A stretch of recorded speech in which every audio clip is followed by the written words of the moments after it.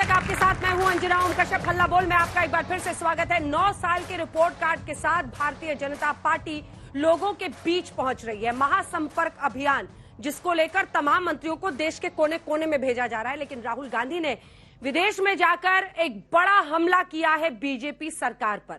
न सिर्फ ये मुद्दा उठाया है कि विकास की राह पर इस सरकार ने नोटबंदी, महंगाई जैसे मुद्दों पर परेशान किया है देश की जनता को, बल्कि तमाम अन्य मुद्दे हैं जिन पर उन्होंने मोदी सरकार को घेरा है। तो 9 साल का कामकाज बनाम राहुल गांधी का प्रहार, इसी पर करेंगे चर्चा। तालियों के साथ आप सभी का बहुत बहुत स्वागत। यहाँ पर मौजूद जनता करेगी सवाल और जो खास मेहमान है शहजाद पूनावाला, राष्ट्रीय प्रवक्ता भारतीय जनता पार्टी के, तालियों के साथ स्वागत कीजिए। सुप्रिया श्रीनेत जी, प्रवक्ता, chairperson social media and digital platform, तालियों के साथ स्वागत कीजिए उनका। डॉक्टर नवल किशोर जी, प्रवक्ता आरजेडी के, तालियों के साथ आपका भी अभिनंदन है। प्रोफेसर संगीत रागी, पॉलिटिकल एनालिस्ट के तौर पर हमारे साथ इस चर्चा में जुड़ेंगे। लेकिन इससे पहले कि हम चर्चा की शुरुआत करें, सुनिए क्या कहा जा रहा है। Muslim League is a completely secular party.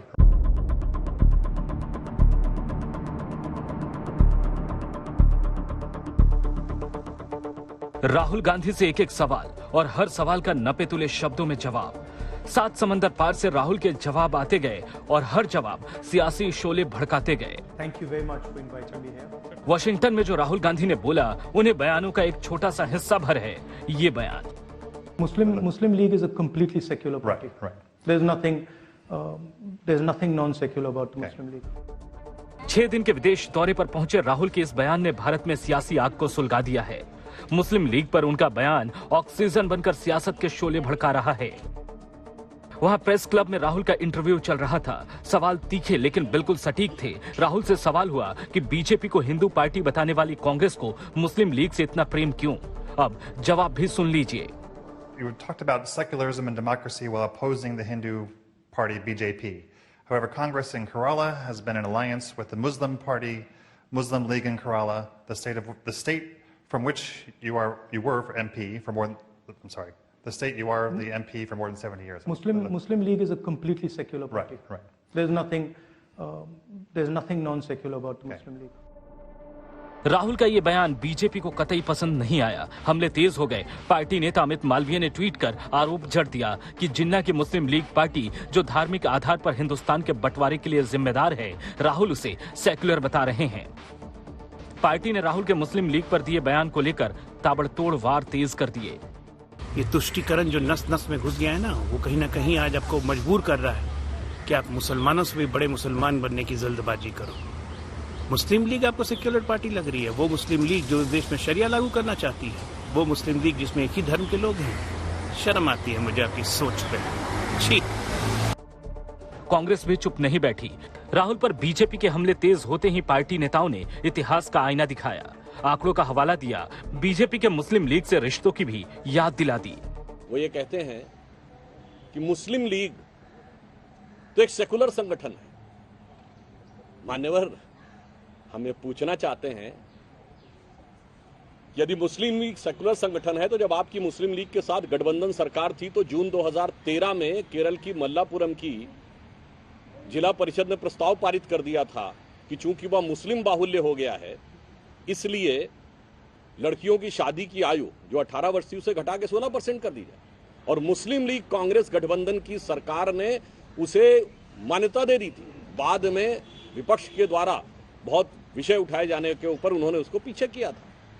तो ये सेकुलरिज्म था। बिल्कुल आज क्योंकि राहुल गांधी ने बोल दिया, या फिर क्योंकि कोई वो अमित मालवीय नाम का एक प्राणी है, क्योंकि शायद उसको ज्ञान नहीं है, तो अब वो तय करेगा कि साहब मुस्लिम लीग कौन सी मुस्लिम लीग है। ये जिन्ना की मुस्लिम लीग वो थी जिससे श्यामा प्रसाद मुखर्जी ने गठबंधन किया था। ये वो मुस्लिम लीग नहीं है। ये वो मुस्लिम लीग है जिससे भारतीय जनता पार्टी ने नागपुर में गठबंधन किया था। ये वो मुस्लिम लीग है जिसको अटल जी पसंद करते थे, जिसके मैंने आपको जैसे उदाहरण दिया, जो 1993 में संस्कृत की यूनिवर्सिटी केरला में बनी, वो इसी मुस्लिम लीग ने स्थापित की थी। एजुकेशन मिनिस्टर इसी मुस्लिम लीग का था। इनको ज्ञान नहीं है, ये व्हाट्सएपिया लोग हैं। राहुल ने वाशिंगटन में जिस मुस्लिम लीग को सेकुलर बताया, उस पार्टी से केरल में कांग्रेस का तालमेल है। 10 मार्च 1948 को इस पार्टी की स्थापना हुई थी, लेकिन बीजेपी ने राहुल के बयान का हवाला देते हुए सियासत तेज कर दी है। आज तक ब्यूरो। 9 साल के रिपोर्ट कार्ड पर प्रश्न है आपसे, क्योंकि नोटबंदी से लेकर महंगाई ऐसे मुद्दे हैं जिसको विपक्ष उठा रहा है। राहुल गांधी ने प्रहार किया है, वो पीएम पर हमला कर रहे हैं, और फिर कांग्रेस पार्टी ये कहती है कि आप भी तो विदेश में जाकर कांग्रेस पार्टी के नेताओं पर हमला बोलते हैं, तो क्या गलत है? देखिए, जिसमें जो होता है वो उसी को एक प्रकार से परिचय उसका देता है। हम अपने काम गिनवा रहे हैं क्योंकि हमने काम किए हैं, और कुछ लोगों के अंदर विष भरा है तो विष फैलाते हैं। परंतु सवाल ये बनता है कि जब 9 वर्षों में हम अपनी उपलब्धियों का रिपोर्ट कार्ड देते हैं, एक समय था कि यहां पर इस देश में 10वें स्थान पर अर्थव्यवस्था थी, आज 5वें स्थान पर है। मॉर्गन स्टैनली की रिपोर्ट आ चुकी है, IMF कह रहा है सबसे तेजी से बढ़ने वाली अर्थव्यवस्था है। विदेश नीति की बात करो तो किस प्रकार से प्राइम मिनिस्टर जेम्स हो या राष्ट्रपति जो बाइडेन हो, कोई बॉस कहता है, कोई ऑटोग्राफ मांगता है, इसके बारे में बात करने की और आवश्यकता नहीं है। किस प्रकार से आज हाईएस्ट FDI है, हाईएस्ट फॉरेन एक्सचेंज रिजर्व्स है, हाईएस्ट एक्सपोर्ट्स है, किस प्रकार से आज देश के अंदर हमने 80 करोड़ लोगों को मुफ्त राशन दिया है, किस प्रकार से 11 करोड़ लोगों के घर पे नल से जल पहुंचा है, किस प्रकार से 12 करोड़ लोगों के घर में शौचालय पहुंचे, किस प्रकार से 48 करोड़ बैंक अकाउंट पहुंचे, 3.5 करोड़ आवास बने हैं जो 25 लाख बने थे। मैं आज इनसे जब इतना पूछना चाहता हूं, अपने कामों की फहरिस्त क्यों नहीं गिनवाते? कामों की फहरिस्त इसलिए नहीं गिनवाते क्योंकि देखिए, इन्होंने तो कहते कहते कह दिया ना राहुल गांधी ने कि 80 के दशक में जिस प्रकार का जुल्म दलितों के साथ होता था, 80 के दशक में सरकार किसकी थी? वार्ड से लेकर संसद तक केवल एक परिवार की सरकार थी। मतलब कि उन्होंने मान लिया, स्वीकार लिया कि उन्हीं के समय पर ये अत्याचार होते थे। दलितों के ऊपर सबसे ज्यादा अत्याचार आज राजस्थान की सरकार के तहत हो रहे हैं, सबसे ज्यादा महिला अत्याचार वहां पर हो रहे हैं। किसानों को इन्होंने जो वादा दिया था कि किसानों के कर्ज माफी करेंगे, राजस्थान में कितने किसानों के कर्ज माफ किए? हमने 2 लाख करोड़ किसानों को दिए, 12 करोड़ किसानों को किसान सम्मान निधि के तहत। हमने 50 करोड़ लोगों को हमने आयुष्मान भारत के कार्ड दिए। आप बता दीजिए कि हिमाचल में इन्होंने वादा किया था 1500 रुपए महिलाओं को देंगे, कितनी महिलाओं को मिला? 300 यूनिट बिजली फ्री देने का काम किया था, बोला था 300 यूनिट बिजली फ्री तो नहीं, बिजली के दाम बढ़ा दिए, 3 रुपए डीजल के बढ़ा दिए हिमाचल में। ये वादों को तो पूरा नहीं कर पाते। अब बोलते हैं माइनॉरिटी के बारे में। मैं तो खुद अल्पसंख्यक समाज से हूं। एक बात बता दीजिए सुप्रिया जी, बॉम्बे का राइट हो, नेल्ली का हो, दिल्ली का हो, हाशिमपुरा, भागलपुर, मीरठ, मलियाना, ये सारे दंगे हुए तो कांग्रेस के राज में हुए। और मोहब्बत की दुकान के बारे में जो बोलते हैं वो जगदीश टाइटलर को अपनी पार्टी में रखते हैं। ये तो नफरत के व्यापारी है, इसीलिए सच बोलते बोलते निकल ही गया। और बाकी तो छोड़ दीजिए, आज तो भारत के राष्ट्रगान का भी अपमान हुआ। रिहर्सल के रूप में राष्ट्रगान को बजाया जा रहा था, पता नहीं कैसी ऑडियंस थी, वो खड़े भी नहीं रह पा रही थी। और फिर बताया गया कि माइक टेस्टिंग के लिए भारत के राष्ट्रगान का इस्तेमाल हुआ। तो भारत की बदनामी से लेकर भारत के राष्ट्रगान का नकारात्मक सोच है कांग्रेस पार्टी की, इसीलिए ऐसा निजी हमला पीएम पर हो रहा है। आपके पास गिनाने को काम नहीं है, अपने राज्यों की बात कीजिए। आपने अपने शो की शुरुआत अनुराग ठाकुर जी, जो सूचना प्रसारण के और खेलकूद युवा मंत्रालय के मंत्री, उनकी बाइट से करी। कहते कहते उन्होंने एक लाइन कही, जो सोचा ना था वो भी कर दिया। बिल्कुल सही है। ये नहीं सोचा था कभी किसी ने कि इस देश की सबसे डेकोरेटेड एथलीट्स अपना मेडल बहाने पर मजबूर हो जाएंगी। ये वो लड़कियां हैं जो 1 महीने से ज्यादा यौन शोषण का आरोप लगा रही हैं, और वो सांसद जिसके ऊपर पॉक्सो के चार्जेस हैं, वो खुला घूम रहा है और तस्वीरें खिंचवा रहा है। ऐसा प्रतीत होता है मानो वो लड़कियों से कह रहा हो, मैं पीएम का खास हूं, देख लो मुझे, बिलबिलाती रहूं, मेरा कुछ नहीं कोई करने वाला है। मैं आपसे पूछना चाहती हूं, इस देश में जब 9 साल का कीर्तिमान गिनाया जा रहा है तो इसके बारे में भी चर्चा करें ना। ये वही लड़कियां हैं, और बहुत पहले नहीं, थोड़े दिनों पहले ही मोदी जी इनके साथ फोटो खिंचाते थे। यही लड़कियां हैं, संगीता फोगाट, विनेश फोगाट, साक्षी मलिक। साक्षी मलिक इस देश की एकमात्र महिला है, एकमात्र महिला जिसको कुश्ती में ओलंपिक में पदक मिला है। आज वो लड़की कह रही है मैं अपना पदक बहाने को तैयार हूं, क्योंकि आप अपने सांसद को, एक अत्याचारी को, एक आरोपी को संरक्षण दे रहे हैं। पॉक्सो की धारा क्या कहती है? इमीडिएट अरेस्ट होना चाहिए। ये रूल ब्रिजभूषण शरण सिंह पे अप्लाई नहीं होता है। ये सवाल आई थिंक आज देश की सारी लड़कियां और सारे लोग पूछ रहे हैं। और मैं एक चीज आपको और कहना चाहती हूं यहां पे, और ये थोड़े दुख से कहना चाहती हूं, अगर सरकार चुप रह जाती ना तो भी मैं समझ जाती 1 मिनट, लेकिन प्रधानमंत्री मोदी जो इन लड़कियों को मेरे घर की बेटी कहते थे, 1.25 महीने बाद जिस दिन संसद का इनॉग्रेशन हो रहा था, ये लड़कियां जमीन पर घसीटी जा रही थी, इनके सीने रौंदे जा रहे थे बूटों से, इनको प्रताड़ित किया जा रहा था, और इस सरकार के मुंह से एक शब्द नहीं निकल रहा था। स्मृति ईरानी को कल मैंने सुना, महिला बाल विकास मंत्रालय की मंत्री है, क्या कह रही हैं? उनकी दलील यह है कि इनके साथ तो बबीता फोगाट भी नहीं खड़ी है। यह न्याय है कि कौन किसके साथ खड़ा है? बिल्किस बानो के अपराधियों को आप रिहा करेंगे, अंकिता का अपराधी और कातिल आपके एमएलए का बेटा होगा, उन्नाव का दोषी आपका एमएलए होगा सेंगर, और अब इन बेटियों की यह हालत, ये मोस्ट डेकोरेटेड एथलीट्स हैं। यूनाइटेड वर्ल्ड रेसलिंग फेडरेशन ने बोल दिया है, इंडियन ओलंपिक कमेटी ने बोल दिया है। कितनी ग्लोबल ग्लोरी दिलाएंगे हमें अपने नवे साल में, थोड़ा हमें भी बताइए। मैं सिर्फ और सिर्फ यह आपसे पूछना चाहती हूं, सारे डिबेट एक तरफ है, अब इनके ऊपर लांछन भी लगाए जा रहे हैं। अभी थोड़ी देर पहले मैंने सारे चैनलों पर देखा, आज तक पर नहीं देखा, लेकिन सारे चैनलों पर मैं देखा, हो सकता है आज तक पे भी चलाओ, सूत्रों के माध्यम से कि ब्रजभूषण शरण सिंह के पास के खिलाफ सबूत नहीं है।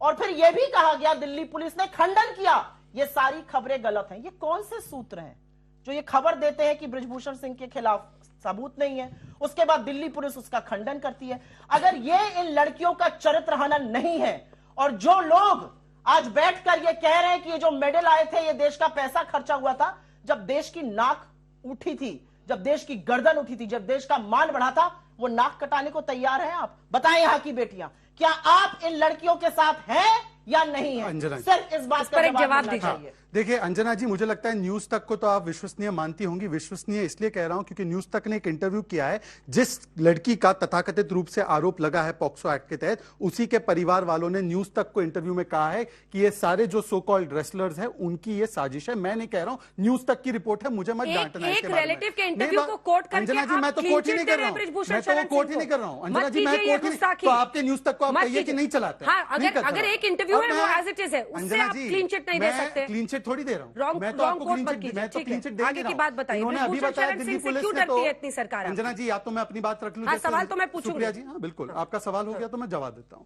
सुप्रिया जी ने स्वयं स्वीकारा कि दिल्ली पुलिस ने तो आकर खंडन किया, तो हम तो किसी जांच को प्रभावित नहीं कर रही है, उन्होंने प्रमाण दिया है। परंतु मैं पूछना चाहता हूं कि यही पॉक्सो एक्ट जब राजस्थान में एक विधायक के बेटे पर लगा था, क्योंकि उसने एक दलित लड़की का, ये आज तक की रिपोर्ट है, दलित लड़की जो नाबालिग थी उसका बलात्कार करके अश्लील वीडियो बनाकर उससे 15 लाख रुपए ऐंठे थे, तो उसको हटाना तो दूर, उनको मंत्रियों ने आकर बचाने का काम किया था। यही महेश जोशी मंत्री है उनके मंत्रालय में, उनका बेटा, और यह उस समय हो रहा था जब राजस्थान नंबर 1 था महिला उत्पीड़न में, और अशोक गहलोत आकर कहते कि बलात्कार से आधे से ज्यादा मामले फेक होते। शांति धारीवाल कहते मर्दों का प्रदेश है, बलात्कार होना लाजमी है। मैं आज पूछना चाहता हूं, ब्रजभूषण शरण सिंह सही नहीं, बिल्कुल नहीं, आप दोनों में अंतर देखिए। ब्रजभूषण शरण सिंह के ऊपर एक पैनल बना, पैनल ने रिपोर्ट दिया, दिल्ली पुलिस जांच कर रही है, सुप्रीम कोर्ट तक ये लोग गए, सुप्रीम कोर्ट ने कहा दिल्ली पुलिस की जांच पर हमें एतबार है, उनको जांच करने दीजिए। एफआईआर दर्ज करने को कहा, अपने से एफआईआर तक दर्ज नहीं की थी शहजादी, दिल्ली पुलिस ने अपने से एफआईआर तक नहीं दर्ज की थी। मैं आपसे एक ही सवाल के कहने पर, अंजना जी, मैं आपसे एक ही सवाल पूछना चाहता हूं, दिल्ली पुलिस ने जो भी जांच की है, क्या सुप्रीम कोर्ट ने उस जांच को स्वीकारते हुए रेसलर्स को फिर से क्या कहा है कहां जाने के लिए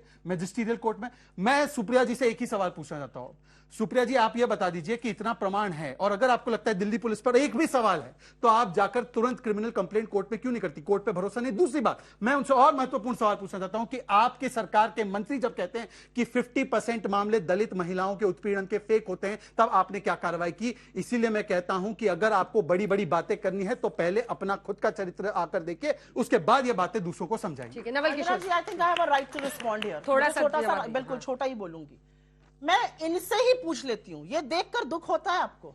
मुझे उतना ही दुख होता है जितना कि अंकिता दत्ता को शिकायत करने पर पार्टी से बाहर निकाल दिया था, एक उनकी शिकायत नहीं सुनी थी, उतना ही दुख होता है। आप बताइए, अंकिता दत्ता का सुनकर आपको दुख हुआ कि नहीं हुआ? अंकिता दत्ता का सुनकर आपको दुख हुआ या नहीं हुआ? सुप्रिया, आप मां हैं, आप बेटी हैं, आप बहन हैं, आपको सुप्रिया श्रीनेत, अंकिता दत्ता के दर्द को सुनकर दुख हुआ या नहीं हुआ? हाँ या ना? फिर मैं बोलूंगा। मैं उसी का जवाब दे रहा हूं। तस्वीर को देखकर अगर किसी भी पुरुष को दुख नहीं होता है तो वो इस सभ्य समाज का हिस्सा नहीं है। हमारा समाज इतना मुर्दा और इतना सड़ चुका है कि इस तस्वीरों के ऊपर उन लड़कियों का चरित्र हनन हो रहा है कि पहले ही कहा था, थ्योरी ये थी, कहां बहाने वाली थी, खूब पैसा खर्चा कराया। मैं आपसे पूछना चाहती हूँ, do two wrongs make a right? आप मानती हैं आपका रॉन्ग चल रहा है राजस्थान में? बोलेंगे राजस्थान में रॉन्ग चल रहा है, समझ रही है ना? ब्रजभूषण शरण सिंह को अपने पद पर रहने का हक है या नहीं है? वो सरकारी पद पे है या नहीं है? सुप्रीम कोर्ट पे महीनों लग गए, सुप्रीम कोर्ट के हस्तक्षेप के बाद एफआईआर लॉन्च हुई, लेकिन 70 मिनट के अंदर इन खिलाड़ियों के खिलाफ एफआईआर लॉन्च हो गई थी, दिल्ली पुलिस ने करी थी। क्या बात करते हैं आप? सुप्रिया, आप कहिए, वालों के अपराधियों को माला पहनाते हैं, आप कुलदीप सिंह सेंगर को आखिरी दम तक बचाते हैं, आप चिन्मयानंद को अपना नेता बताते हैं, आप लखीमपुर का चिरहरण आपके सांसद का भाई करता है, कहां तक जाएंगे?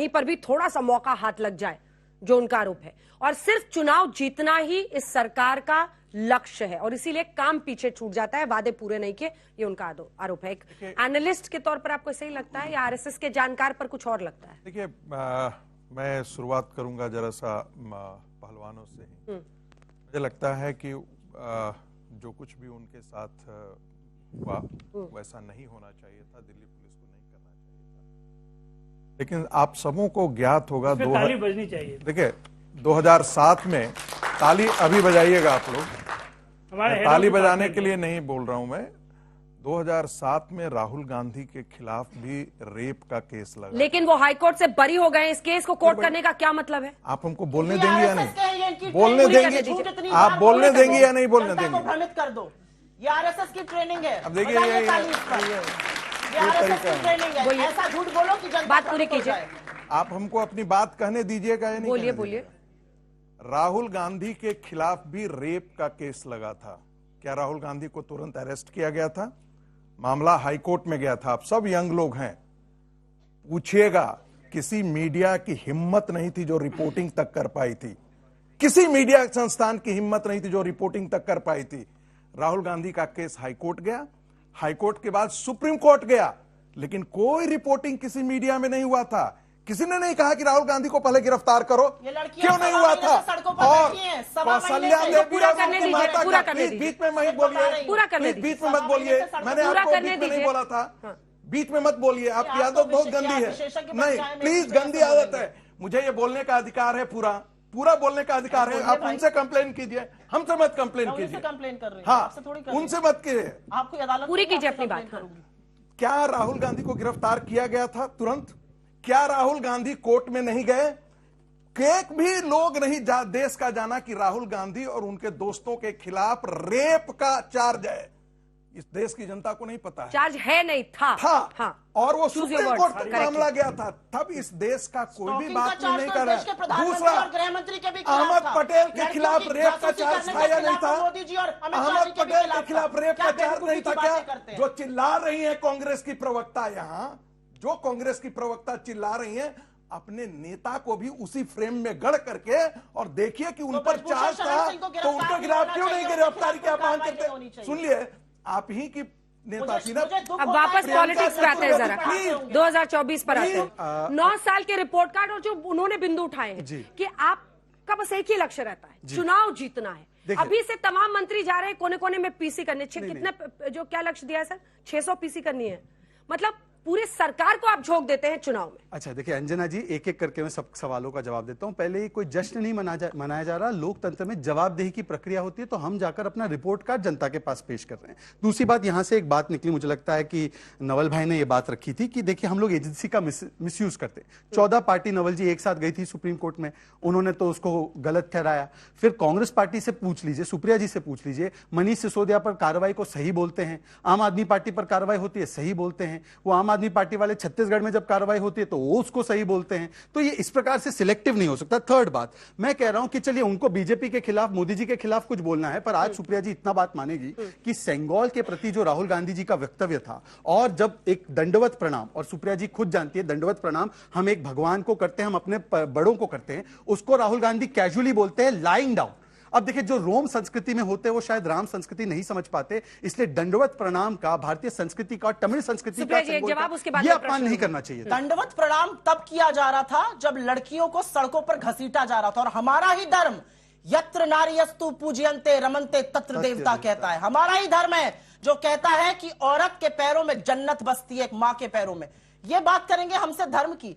आप जब वहां पर अपना राज्याभिषेक करा रहे थे तो हिंदुस्तान के इतिहास का सबसे सियाह चैप्टर लिखा जा रहा था कि ये कहीं अज्ञात लड़कियां नहीं है, ये वो रेसलर्स हैं जिनके साथ फोटो मोदी जी खिंचाते हैं, इनको अपने घर की कहते हैं। 1.25 महीने हो गए, कोई सुध लेने नहीं आया। अंजना जी, ये किस तरह से जस्टिफाई किया जा सकता है? बाकी चीज तो छोड़िए, आपको ये चिंता नहीं कि हरियाणा में अलग अलग जगहों पर आपको चुनाव में भी लॉस होगा? ये बेटियां वहां पर बैठी हुई हैं, पुलिस एफआईआर नहीं दर्ज करती है, कमेटी कहती है हमने वीडियो रिकॉर्डिंग कर लिया, हमने दिल्ली पुलिस को दे दिया है, दिल्ली पुलिस एफआईआर तक दर्ज नहीं करती है, सुप्रीम कोर्ट के कहने पर करती है। 164 का बयान उसका अब जाके इतने महीनों बाद लिया गया है, और उस शख्स की वो अगर आप बात सुन लेंगे जिसमें वो गुड टच, बैड टच, छुआछूत कह रहा है, शर्म से आपकी नजरें झुक जाएंगी। मुझे जवाब देने का, और वो व्यक्ति इस देश की संसद में बैठता है। जी मैं आपका सवाल समझ गया, अब मैं अपना जवाब दे दूं। आप ऐसे कह रही हैं कि आधी रात को बैठकर उनके द्वारा चिन्हित किए गए व्यक्तियों की कमेटी बनी नहीं बनी? उनके सामने उन्होंने जाके अपना वक्तव्य दिया नहीं दिया? उनकी रिपोर्ट आई, फिर उसके बाद दिल्ली पुलिस ने कार्रवाई की नहीं की? उस रिपोर्ट से वो संतुष्ट नहीं थे तो सुप्रीम कोर्ट गए। ये चुनाव का मामला नहीं है, ये नैतिकता का मामला है। मैं नैतिकता के पटल पर सुप्रिया जी से पूछना चाहता हूं, आपके हजार डिफरेंसेस बीजेपी और मोदी जी के साथ, पर सेंगोल जिसको स्वीकारा था स्वर्गीय पंडित नेहरू ने, उसको आप क्यों गाली दे रहे हैं? तमिल संस्कृति का हिस्सा है, डीएमके के डॉक्यूमेंट में लिखा है, उसको राज्याभिषेक बोलते हैं। मैं पूछना चाहता हूं, क्या नेहरू जी ने जब दिया था तब राज्याभिषेक? ठीक है, एक जवाब उस पर ले ले। क्योंकि इतनी आईटी सेल ने इतना भ्रमित किया, हमने सोचा उस समय नहीं बोलना चाहिए था, क्योंकि मुद्दा इस देश की दूसरी बेटी महामहिम द्रौपदी मुर्मू जी के तिरस्कार का था। अनुच्छेद 79 आर्टिकल 79 ऑफ द कॉन्स्टिट्यूशन कहता है संसद का मतलब है राष्ट्रपति, राज्यसभा और लोकसभा, और राष्ट्रपति को ही उससे निकाल दिया गया। मैं तो यह पूछना चाहती हूं आपसे, पहले दलित राष्ट्रपति को शिलान्यास पर नहीं बुलाया जाएगा और ट्राइबल महिला राष्ट्रपति को निकाल दिया जाएगा, फिर ये पूछेंगे आप उनका विरोध कर रहे थे चुनाव में? अरे बिल्कुल कर रहे थे, ये विचारधारा की लड़ाई है। जब प्रतिभा पाटिल लड़ रही थी तो आप विरोध कर रहे थे, इसमें कुछ सवाल ले लेते हैं। सबसे पहले तो मैं यहाँ बैठे युवाओं से कहना चाहूंगी, जिनके हाथ में हमने इतनी बड़ी जिम्मेदारी दे रखी है, शोभा नहीं देता इस तरह से। अब मेरा सवाल आपसे है, आपने कहा कि इन्होंने वादा किया था 1500 का। मैं आपको एक चीज और प्रश्न पूछिए, प्रश्न है आपके पास तो जल्दी पूछो। आपने कहा बिजली वाला बात, मैं बताती हूँ मोदी जी के एक स्टेटमेंट में था कि वो 1 रुपए 10 पैसे में बिजली दे रहे हैं। कहाँ पे है मेरे को भी बताइए। एक और स्टेटमेंट, ये कहाँ स्टेटमेंट दिया? हाँ ये स्टेटमेंट यहाँ दे ही नहीं सकते क्योंकि प्रधानमंत्री का मैंने बोलते हुए सुना का नहीं होता। हम लोगों ने तो नहीं सुना है। आपने अगर देखा हो तो आप बताइए, मैं उसका जवाब देने के लिए बैठा हूँ। मैंने बोलते हुए सुना है, 1 रुपए सुना है आपने। देखिए कांग्रेस के कई व्हाट्सएप आते हैं, उसको मत आप कांग्रेस के कुछ व्हाट्सएप उसको मत सीरियसली लीजिए। वो राहुल जी के ऐसे जल्दी पूछिए। मैं पूनावाला जी से पूछना चाहता हूं कि अगर आप 9 साल में आपने देश में बहुत काम किया है तो आपको धर्म के नाम पे वोट क्यों मांगते हैं? ठीक है, और जबकि कर्नाटक में आपको शिकस्त मिली। एक साथ जवाब दीजिएगा, 2-3 प्रश्न मुझे ले लीजिए। बैठिए, मेरा सवाल कांग्रेस की स्पोक पर्सन है मैम, आप ब्रिजभूषण के ऊपर सवाल उठाना भी चाहिए, लेकिन उनका क्या, जो कर्नाटक में अभी आपने मुख्यमंत्री बनाया, सिद्धारमैया के ऊपर 16 केस है, डीके कुमार वहां के उप मुख्यमंत्री, उनके ऊपर 19 केस है। क्या आपको नहीं लगता कांग्रेस का रिश्ता अपराधों के साथ चोली और दामन के साथ? ठीक है सर, मेरा सवाल बीजेपी से है सर कि जो भी आपने वादा किया था 2 लाख रोजगार, 2 करोड़ रोजगार या हो गया स्मार्ट सिटी, आपने कितना उसको पूरा किया? क्या जनता के सामने रिपोर्ट का? सुप्रिया जी से सवाल है, जब पूरा देश हमारे देश के प्रधानमंत्री को देश का लोहा मान रही है तो ये कहाँ तक सही है कि विदेश में जाके हमारे राहुल गांधी हमारे देश के प्रधानमंत्री के बारे में ऐसी बातें कर रहे हैं? ठीक है, क्या बात है? एक सवाल देखिए, जब वो अभी उनका स्टेटमेंट आया है ना राहुल गांधी का कि अगर मोदी जी से पूछ लीजिए कि यूनिवर्स कैसे चलाने हैं तो वो भगवान को बताएंगे। अभी इसका जवाब दो। देखिए, जब स्टार्टिंग में प्रधानमंत्री फॉरेन जाते थे तो राहुल गांधी जी कहते थे कि पैसे पे, देश के पैसे पे घूमने जा रहे हैं, वो तो देश का नाम इमेज बढ़ा करके आ रहे हैं। अब जब राहुल गांधी फॉरेन जाके देश को बदनाम कर रहे हैं तो ये हिपोक्रेसी नहीं है? कैसे देश को बदनाम, कैसे एक साथ राहुल की बात भी समझने दीजिए। कैसे बदनाम किया देश को? देश के विरुद्ध कह रहे हैं कि क्या कहा देश प्रधानमंत्री के विरुद्ध कह रहे हैं? उनका सवाल अधिकार है भाई, उनको अधिकार है। बच्ची का जितना सवाल उसको डराइए। अब धपूने वाला कि सवाल कैसे पूछ लिया? टीचर नहीं, मैंने भी पूछा था कि आपने इतनी खूबसूरत साड़ी पहनी, आप टीचर तो नहीं, तो उन्होंने कहा कि नहीं मैं पढ़ती हूँ। मेरा सवाल सर से है कि सर ने अभी बोला कि राहुल गांधी के खिलाफ चार्जेस थे और उन्हें अरेस्ट नहीं किया गया, तो मेरा सवाल ये है कि अब ब्रिजभूषण जी की गलतियों के ऊपर पर्दा दूसरों की गलतियां निकाल के जस्टिफाई किया जा रहा है, क्यों? मेरा क्वेश्चन ये है कि अभी जैसे उन्होंने बोला था कि जो दलित की हालत थी वो ये मुसलमानों की हालत है, अगर वो मुसलमानों की हालत है तो आज जो हम देख रहे हैं आफ्ताब केस और अभी साहिल केस, ये मुसलमानों की हालत ऐसी है कि जो वो अभी धोखाधड़ी करके लड़कियों को छलावे में फंसा रहे अपने। आप भी जर्नलिज्म की स्टूडेंट है। अभी जब भारत विश्व गुरु बनने के कगार पे है तो ऐसे हमारे पहलवानों के साथ जो किया जा रहा है वो कहाँ से हमें विश्व गुरु के लिए हमें मतलब दिखाया रहा है वेस्टर्न मीडिया के सामने, जो घात लगाए बैठी है कि किसी तरीके से भारत को मलिन किया जाए। अच्छा, मेरा प्रश्न मोदी सरकार से है। 2005 में राइट टू इंफॉर्मेशन आया, 2007 में राइट टू वर्क आया, 2009 में राइट टू एजुकेशन आया। 6 साल से 14 साल तक के बच्चों का सरकार ने जिम्मेदारी ली थी। 2013 में राइट टू फूड आया, लेकिन पिछले 9 साल से केंद्र सरकार में मोदी सरकार है, उनसे हम क्या उम्मीद करें? ठीक, मेरा सवाल मोदी सरकार से ही है कि आप तभी से सेंगोल सेंगोल चिल्ला रहे हैं, जो न्याय और राजतंत्र का प्रतीक माना जा रहा है। तो आप ये बताइए, जब मणिपुर जल रहा था और वो लगभग 5 दिन तक, बाद में फिर सरकार ने उस पर इम्प्लीमेंट किया कि कमांडोज को लाया जाए, और फिर जब अभी उसी दिन जिस दिन सेंगोल रखा गया, उस दिन जो हत्या हुई, वो किस चीज का, वो किस तरफ इशारा करता है? क्या ये बेटी बचाओ और बेटी पढ़ाओ का नारा है? ठीक, मेरा क्वेश्चन ये है कि जिस तरह से कह रहे हैं बीजेपी और कांग्रेस एक दूसरे को कह रहे हैं कि वो व्हाट्सएप की चैट से कोई जो डाटा है वो लेके आ रहे हैं, तो वो फेक डाटा एक दूसरे का क्यों वायरल हो रहा है, या फिर वो इस चीज को क्यों नहीं बंद कर रहे हैं? मैम, मेरा क्वेश्चन बीजेपी से है। जैसे कि दिल्ली क्राइम हब बनता जा रहा है, जैसे हमने श्रद्धा आफ्ताब का केस देखा, वहाँ पे लॉ एंड ऑर्डर की गलती की वजह से, मिस एविडेंस की वजह से आफ्ताब को आज बेल मिल गई है। तो क्या जो नया केस आया है उसमें वो भी हमारे जस्टिस सिस्टम पे क्वेश्चन मार्क लगाएगा? मैम, जैसे कर्नाटका के अभी इलेक्शंस हुए थे, उसके अंदर कांग्रेस ने काफी अच्छा परफॉर्म किया था। क्या राहुल गांधी की भारत जोड़ो यात्रा इतना विश्वास दिला पाएगी हमारे जनता को कि वो 2024 का इलेक्शन जीत सके? ठीक है, जितने भी हम डिबेट करते हैं तो वो सारे रिलीजन पे आके क्यों रुक जाते हैं, क्यों अटक जाते हैं? कोई अगर डेवलपमेंट की बात करता भी है तो फिर वो डेवलपमेंट कहाँ है, वो आगे क्यों नहीं दिखता? मैम, मेरा सवाल महिलाओं की सुरक्षा के लिए है। सभी पॉलिटिकल पार्टीज जो हैं वो महिलाओं की सुरक्षा को लेकर सिर्फ दलीलें देते रहते हैं, तो ये सिर्फ पॉलिटिकल एजेंडा बन के रह गया या इस पे कुछ होगा भी? आपकी सरकार की मंत्री स्मृति ईरानी कुछ समय पहले मनमोहन सरकार को चूड़ियां भिजवाया करती थी। क्या जो कल पहलवानों के साथ हुआ 28 मई को, क्या उसको लेकर भी वो भाजपा वालों को चूड़ियां पहनवाएंगे या फिर ऐसे ही शांत बैठी रहेंगे? अब एक एक करके मैं सबका जवाब दे सकता हूं।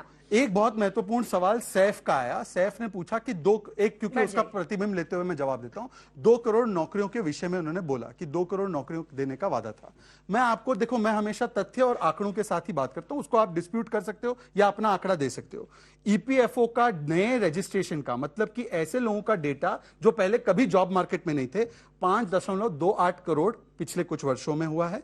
उसमें मैं आपको बताऊं कि जो पहले 700 स्टार्टअप हुआ करती थी केवल, अभी 80,000 से ज्यादा स्टार्टअप है।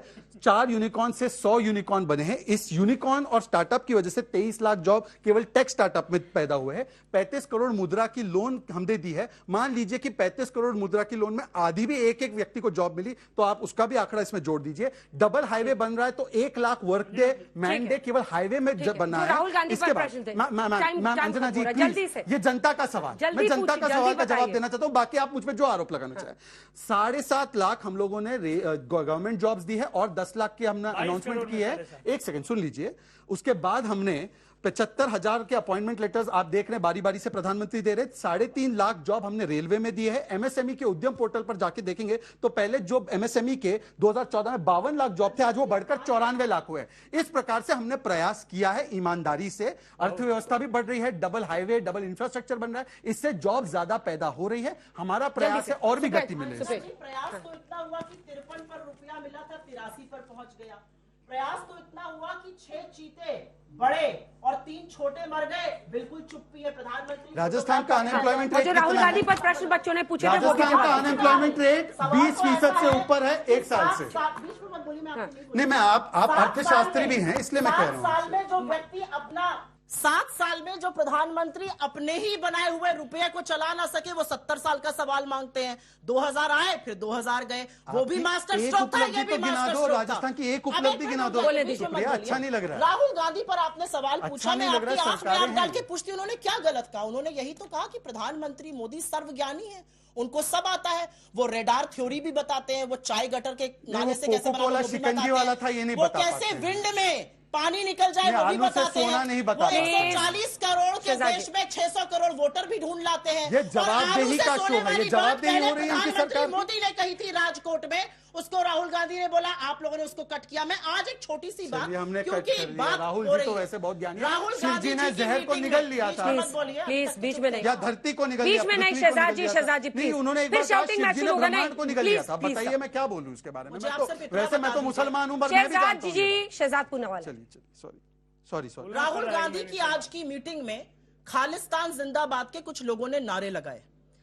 आप मुझे बताइए भाजपा का क्या रिएक्शन होना चाहिए था, क्योंकि उन्होंने आगे यह भी कहा कि अभी मोदी जी आने वाले हैं, हम उनके साथ भी ये करेंगे। वो नारे ये लगा रहे थे, राहुल गांधी जी ने कहा भारत जोड़ो। भाजपा की आईटी सेल, भाजपा के तमाम नेता और भाजपा के लोग राहुल गांधी से नफरत में इतने अंधे हो गए कि वो इन खालिस्तानियों के साथ खड़े होकर उनका सपोर्ट करने लगे। क्या एक स्वर में सरकार को ये नहीं कहना चाहिए था कि यूएस अथॉरिटीज को इसका संज्ञान लेना चाहिए? क्या ये गलत नहीं है? क्या ये देश के खिलाफ कार्रवाई नहीं है? आप राहुल गांधी के खिलाफ नफरत में इतने अंधे हो गए कि आप खालिस्तान समर्थियों के साथ खड़े रहने को तैयार हैं। ये कैसे लोग हैं? ये कहां से आए हैं? ये किस तरह की बात करते हैं? उस घटनाक्रम के बाद तुरंत बाद का अगर राहुल गांधी का स्टेटमेंट देखेंगे तो राहुल गांधी ने कहा कांग्रेस की विचारधारा है ऐसे सभी लोगों की बात सुनने की। मैं तो शौक हो गया कि राहुल गांधी के ऑर्गेनाइजर ने उनको बाहर नहीं निकाला। इनको पूछे कि खालिस्तानियों को क्यों बैठा रखा था अंदर। इनकी ये है। चलिए इसी के साथ कितना कमाल 9 साल का काम और कितना बवाल आप देख रहे थे। चर्चा तालियों के साथ आप सभी का बहुत बहुत धन्यवाद हमारे साथ जुड़ने के लिए।